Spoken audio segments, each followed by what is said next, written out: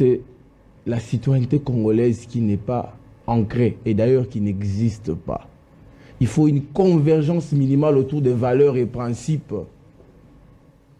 Et sur base de ces valeurs et principes qu'on peut socler une vision d'État.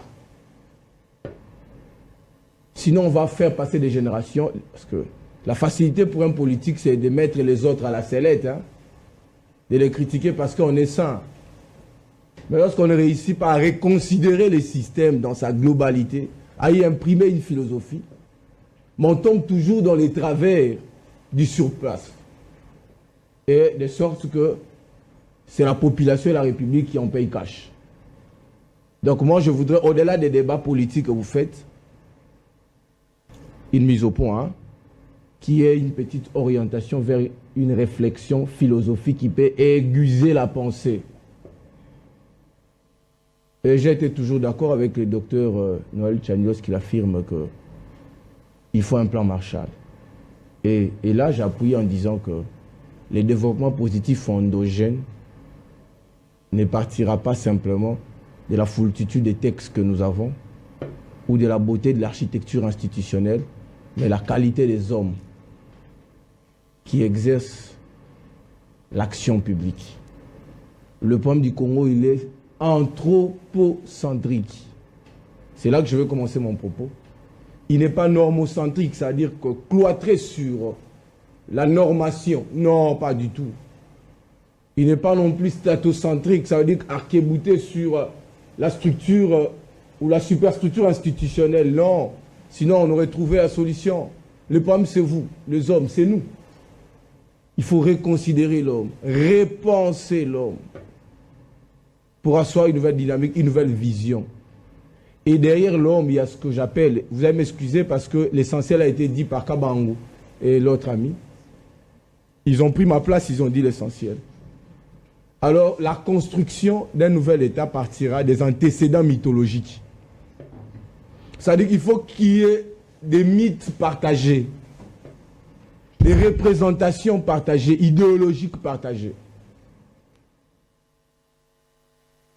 Sans ces représentations mythologiques, sans ces sémaphores, la République démocratique du Congo n'aura jamais de chance.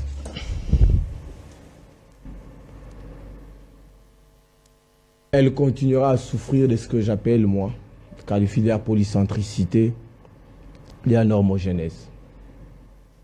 Ça veut dire qu'on va avoir un objet spécifique avec une identité connue, mais qui souffrira d'une pluralité de perceptions. Et c'est cette pluralité qui crée la confusion. Et c'est cette confusion qui crée la crise. Nous sommes un état de la crise. Carbone Béni regarde la République sous son prisme du combat politique. Pour lui, pour être bon, il faut aller dans le combat, dans l'activisme. Un autre politique viendrait dire, ben, il faut le rajeunissement de la classe politique. Voilà, il regarde la République sous ce prisme-là. Mais un autre viendrait vous dire, il faut aller dans les valeurs. Alors, le plus important, ce qu'il faut qu'il y ait une convergence entre la pensée de Carbone, la pensée du président et la pensée de tout le monde. Comme ça, nous avons un référentiel commun.